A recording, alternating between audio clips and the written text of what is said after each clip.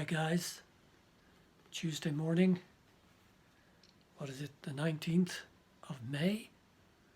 I remember when I started doing these Shedcasts, I was wearing my heavy overcoat and scarf, and now we're almost in the height of summer. What an amazing time, what an amazing season. I don't know about you, but I have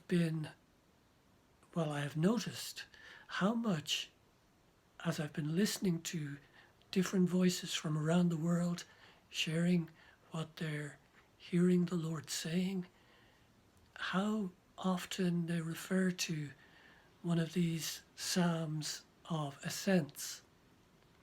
I heard a very powerful prophetic word from James Goal speaking to Sid Roth yesterday, where he was talking about those who sow in tears shall reap with joy.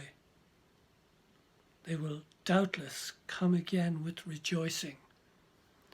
And he was just encouraging people who, had really put their whole lives into sharing the gospel, but who had been disappointed, who had sown much but seen little return, and who had kind of come to a standstill.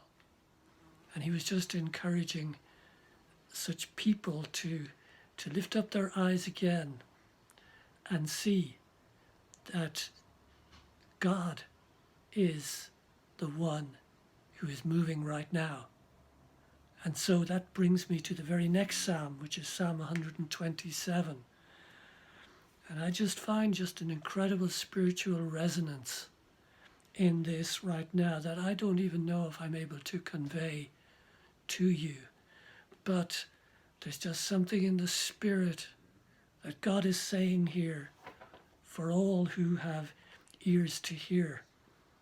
He says, unless the Lord builds the house, they labor in vain who build it. Unless the Lord guards the city, the watchmen stay awake in vain. It is vain for you to rise up early, to sit up late, to eat the bread of sorrows, for he gives his beloved sleep. And I've been reflecting in this time of reset that, because I pastored a church for 10 years here in Tala, but I could greatly identify with this bit: rising early, sitting up late, eating the bread of sorrows.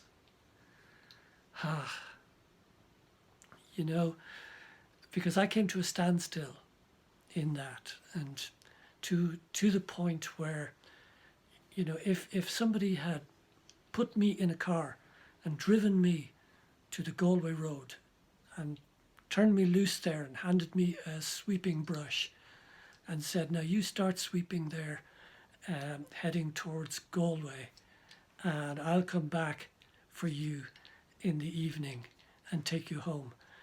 You know what I would have said? I would have said, oh, thank you so much.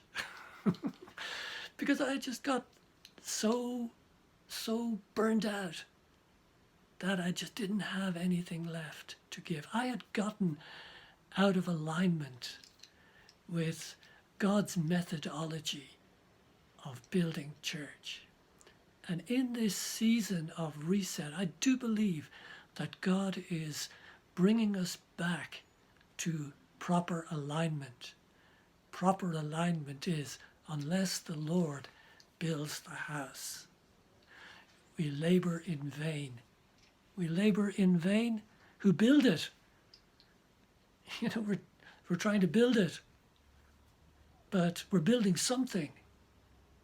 But thank God, in this day of reset, he is ready to re-equip the church for incredible harvest and glory that is the right and destiny of the bride of Christ. I do believe he's getting ready to realign us. I see gatherings of people coming together purely for the purpose of sitting at the feet of Jesus, like Mary in the house of Martha and Mary. People coming together, even significant numbers of people gathering together just to sit at the feet of Jesus, that his presence and his power and his glory is going to be so manifest that you would be afraid to step behind the pulpit. You would be afraid even to pick up a guitar. You would be afraid to open your beak to say anything that was not what the Lord was saying.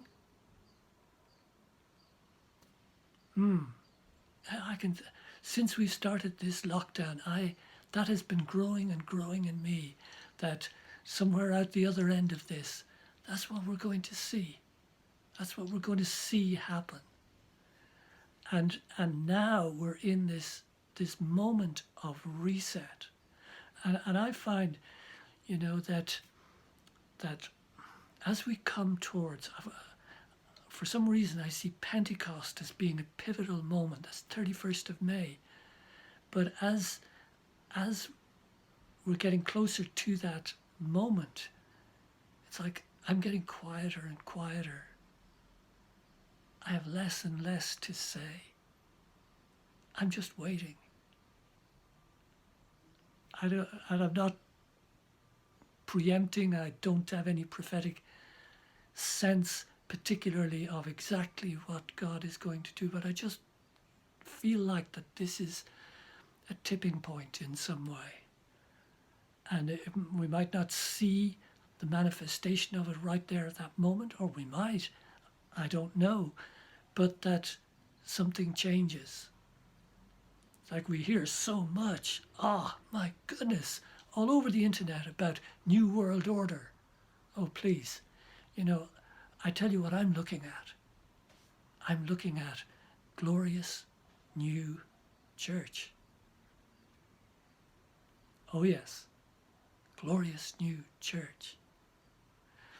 And so he says, it is vain for you to rise up early, to sit up late, to eat the bread of sorrows. Sometimes it says to eat the bread of anxious toil, for he gives to his beloved sleep. And I think characteristic of the era in which we are moving into is the glory that